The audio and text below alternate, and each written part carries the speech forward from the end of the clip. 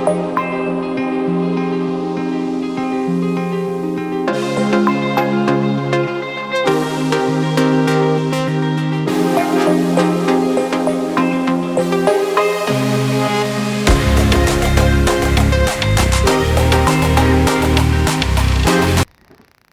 आप देख रहे हैं केआरटी न्यूज नेटवर्क देश की आवाज में आपके साथ महक रंधावा।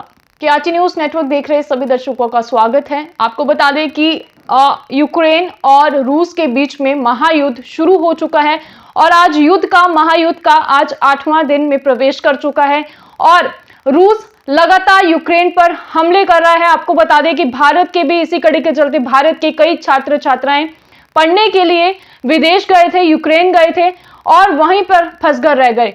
अभी भी कुछ छात्र छात्राएं ऐसे हैं जो यूक्रेन में ही फंसकर रह गए और जिसमें से एक जो छात्र था नवीन नाम का, जिसकी वहां पर मृत्यु हो गई धमाके में, उसकी जान चली गई। बहुत दुख की बात है। और आपको बता दें कि भारत की ही एक छात्र पढ़ने के लिए यूक्रेन गई थी और पठानकोट की ही वो रहने वाली है, जिसकी लगातार सोशल मीडिया पर भी उसकी वीडियो जमकर वायरल हो रही थी। हम बात कर रहे हैं यूनिका सोडी की और इसी कड़ी के चलते हमारे साथ इस वक्त मौजूद है यूनिका सोडी। जी हाँ, वो भारत पहुंच चुकी है। यूनिका जी, आपका बहुत बहुत स्वागत है। सबसे पहले बताइए, आपको बहुत बहुत मुबारकबाद कि आप भारत सही सलामत लौट चुके हैं। तो सबसे पहले आप बताइए, यूक्रेन आप गई थी, पढ़ने के लिए आप गई थी। सबसे पहले बताइए कब गई थी और क्या पढ़ाई करने के लिए आप गई थी वहाँ पे? मैं मेडिसिन करने गई थी। मुझे 4 साल हो चुके ऑलरेडी वहाँ पर। तो मैं 2018 में गई थी, डायरेक्ट गई थी अपना 12th का नीट देकर। वहाँ पर पढ़ने के लिए we have to qualify NEET exam and qualified था already and I didn't want to waste my year here, so I decided to directly go after my 12th standard. Ivano basically बहुत safe, मतलब not even Ivano, पूरा का पूरा Ukraine एक women centric country है, लड़कियों के लिए बहुत ही ज़्यादा सेफ है एंड हमें और कोई इशू हो नहीं रही थी वहाँ पे हमको बताया था कि एक पर्टिकुलर एरिया जो वॉर जोन के अंडर आता है, बट उसके अलावा पूरा का पूरा यूक्रेन सेफ है, so we can opt for going there and वहाँ पे जाके हम पढ़ सकते हैं। किस तरह से माहौल था वहाँ पर? आपको लगभग 4 साल का समय बीत चुका है और कौन से ईयर में आप अभी तक आप पहुँचे हैं? अभी मैं 4th ईयर में आ चुकी हूँ। बहुत ही प्यारी सिटी है, इनफैक्ट कंट्री बहुत ज़्यादा प्यारी है।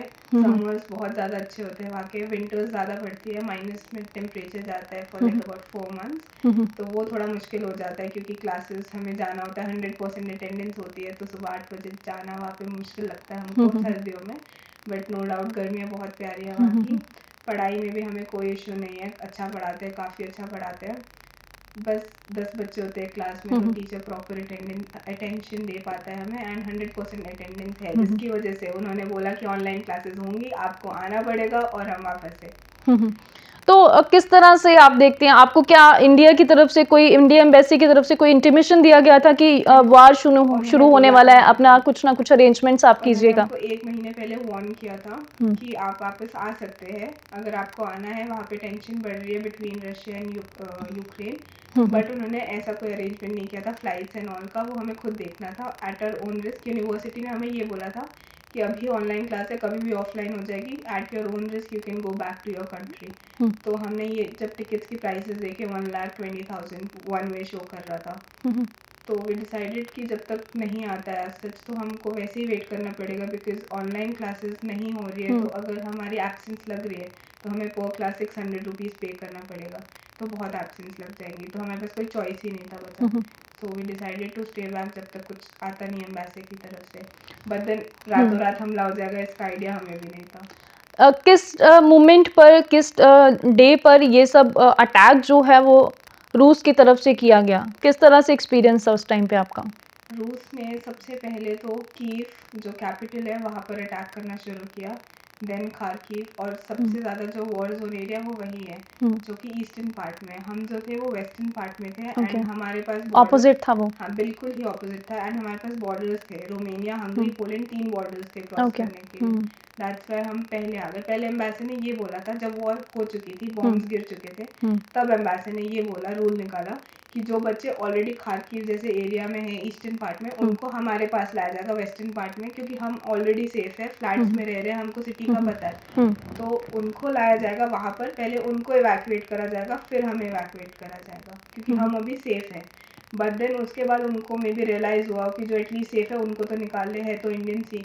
Then they change the rule कि अब जो भी आना चाहता है बॉर्डर पे, जैसे भी आना चाहता है आ जाओ, हम एक्सेप्ट करेंगे। और जैसे ही आया रूल कि हम एक्सेप्ट करेंगे, उसी दिन 2 घंटे में हमने बस बुक करी और हम फिर वहाँ से यूक्रेन गवर्नमेंट की तरफ से आप इंडियंस की हेल्प की गई या फिर नहीं? यूक्रेनियन गवर्नमेंट की तरफ से आई डोंट थिंक सो वो इतने हमारे लिए थे वहाँ पर, बिकॉज दे वर देमसेल्व्स अभी स्टक हो रखे हैं वो लोग वॉर के सिचुएशन में। यूनिवर्सिटी ने हमारे लिए अरेंजमेंट्स करी थी, लाइक दे डिड बुक अ बस फॉर अस, बट देन वो अगले दिन की थी एंड बहुत क्योस हो जाता क्योंकि बच्चे बहुत ज़्यादा हैं। इतने buses I don't think so university provide कर सकता है, और उनको भी क्लियर इंस्ट्रक्शंस नहीं है यूक्रेनियन एम्बेसी की तरफ से कि बच्चों का क्या होगा। So they themselves don't know what is happening around. तो हमने फिर खुद ही कॉन्ट्रैक्टर, मतलब there was a company named Softamo, not like a proper contractor but yes he is. तो उनके थ्रू हमने बस बुक करी फॉर लाइक 50 स्टूडेंट्स। मतलब वही थे जो क्लोज फ्रेंड्स, हम निकल पाए अपने आप किया हमने जो भी किया। मेरा फ्रेंड था आशुतोष, मोना, हम सब ने खुद मतलब जो भी किया खुद ही किया। एंड देन पेट्रोल पंप तक पहुँचे and then the driver also gave up कि अब आगे नहीं जा पाएंगे, बहुत ज़्यादा ट्रैफिक है, आपको पैदल चलना पड़ेगा। फिर वहाँ से हम 7 किलोमीटर्स चल कर गए, बॉर्डर पहुँचे।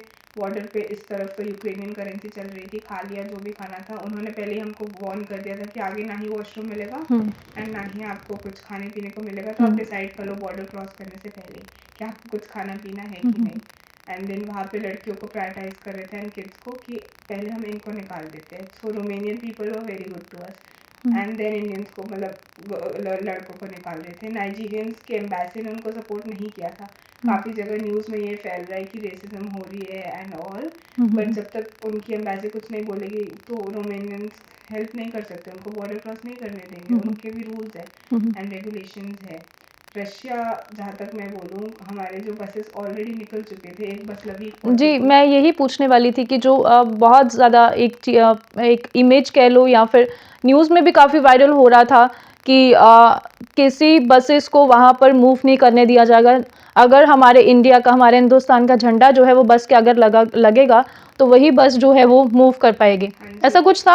हाँ जी, लवीव में एक सिचुएशन ऐसी हुई थी। मर्सिडीज की बस थी ब्लैक कलर की एंड आगे इंडिया का फ्लैग लगा हुआ था। रशियन ट्रूप्स ने आई थिंक रोका उनको, बट देन जैसे उन्होंने देखा कि इंडिया का फ्लैग लगा हुआ है, अंदर सारे इंडियंस भरे हुए, उन्होंने एक शब्द एक्स्ट्रा नहीं बोला। They were like you can go back if you want to.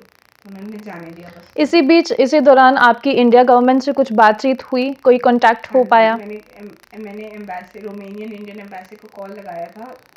Mister Arijit Singh he picked up the call. उन्होंने बोला कि मैं बुचारेस्ट में ऑलरेडी बच्चों को छोड़ रहा हूँ, तो that is not my headache कि अभी मैं वापस आके आप लोग को देखूँ, मैं आपको दूसरा नंबर देता हूँ। उन्होंने मुझे HOC ऑफ यूक्रेन एम्बेसी का नंबर दिया एंड लकीली वो नंबर लग गया था। Then he told me that you should have informed कि 50 जने आ रहे हैं, आप लोगों ने ऐसे नहीं बताया, बट आप टेंशन मत लो, बसेस अभी चलेंगी। अभी बसेस ऑलरेडी बच्चों को एयरपोर्ट छोड़ रही है, we have limited buses, but आप लोग टेंशन मत लो, हम बसेस पक्का भेजेंगे। And we only have I think 4 और 5 बसेस, तो आपको वेट करना पड़ेगा, 10 घंटे और वेट करना पड़ेगा। आप थोड़ा आगे जाओ, आपको रेफ्यूजी कैंप मिलेंगे, पक्का मिलेंगे, आप टेंशन मत लो। और अगर कोई टेंशन हो रही है तो मैं आपको फिर 1-2 घंटे बाद कॉल करूँगा, मैं सपोर्ट करूँगा। He was an Indian guy, बहुत अच्छे थे, बहुत काम थे, कंपोज थे, उनको पता था कि कैसे डील करना है। इससे पहले जब कोई होप नहीं थी तब डर का माहौल था आपके अंदर? काफ़ी ज़्यादा था। इनफैक्ट हम थक गए थे, हम हार चुके थे, हम बैठ गए थे क्योंकि ऑलरेडी बहुत ज़्यादा ठंड लग रही थी। और पेरेंट्स का किस तरह से सिचुएशन था? कांटेक्ट हो पा रहा था घर पे? मैंने किया था, मेरे को वाईफाई मिला था कहीं से, मैंने डैड को कॉल किया था, उन्होंने मुझे नंबर दिए रोमेनियन एम्बेसी के and he told me to make a video. जो मैंने आपको वीडियो भेजी थी, आपको मिली थी एंड आपने उसको वायरल करी, thank you so much for that. And उसके आगे फिर हमें रेफ्यूजी कैंप मिल गए थे and Romanian people I tell बहुत अच्छे थे हमारे साथ। उन्होंने हर चीज़ प्रोवाइड की, A to Z, SIM card, पैसे चाहिए, खाने पीने का arrangement, blankets, jackets, toiletries, A to Z, from A to Z, उन्होंने काफ़ी हेल्प करी। They were really good people, काफ़ी अच्छे थे। इंडिया गवर्नमेंट में इसका कोई रोल था या फिर, क्योंकि कई ऐसे वीडियोस भी वायरल हो रहे थे जिसमें यूक्रेन में फंसे इंडियंस ही बोल रहे थे कि भारत सरकार ने किसी तरह भी कोई भी हमारी सहायता नहीं की। तो आपसे हम जानना चाहेंगे, लाइव आप बैठे हैं इस वक्त, आप बताइए किस तरह से भारत सरकार का रोल था? अकॉर्डिंग टू मी पर्सनली अगर मैं बोलूँ तो मुझे नहीं लगता कि एम्बेसी ने कोई कमी छोड़ी बच्चों को वहाँ से इवैक्यूएट करने के लिए, क्योंकि अगर हम देखें तो ऑलरेडी वहाँ पे वॉर चल रही है, तो एम्बेसी एकदम अंदर तक घुस के बॉम्ब शेल से तो बच्चों को निकाल नहीं सकती है। जितना वो कर सकते हैं वो यही कर सकते हैं, क्योंकि एयर स्पेस सब बंद है, वो बॉर्डर के उस तरफ ही हेल्प कर सकते हैं, और जितना कर सकते हैं उतना कर रहे हैं। बसेस आई थी हमें लेने, नो डाउट टाइम लगा था हमको निकालने के लिए, उन्होंने खुद बोला था, झूठ भी नहीं बोल रहे थे, बोल रहे थे कि बच्चे 8 घंटे और लगेंगे, पर हम कोशिश कर रहे हैं। एंड इनफैक्ट फ्लाइट्स ऑलरेडी खड़ी थी हमारे लिए वहाँ पे। I don't think so embassy पीछे हट रहा है हेल्प करने के लिए, they are providing full support, full help to us. And I'd like to thank our PMO Narendra Modi and all the people of India who are helping us out, the embassy, the government, in fact the state government of all the countries. They were almost all the countries, people from all the countries were there to, like, her state का person था वहाँ पे to with a board कि we are from state government of Kerala, from this state and that state, to help you out to get to your city.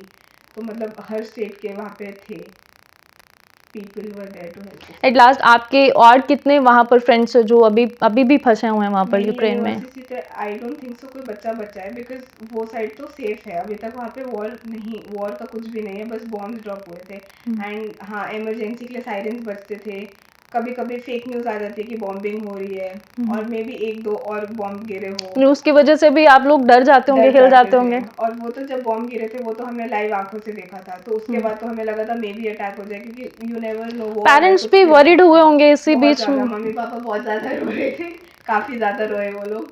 And मतलब relatives के बिना तो नहीं होगा, क्योंकि they were there to support them, to support each. और आपके दोस्तों की, आपके परिवार की, आपके ही रिश्तेदारों की, सभी की मनोकामना पूरी हुई और आप भारत लौटे हैं। I think it was goodwill, सारा का सारा blessings by the grace of God. I think I got lucky कि मैं इतनी जल्दी आ पाई, वॉर के सेकंड डे में ही पहुंच गई थी मैं। जी, तो बहुत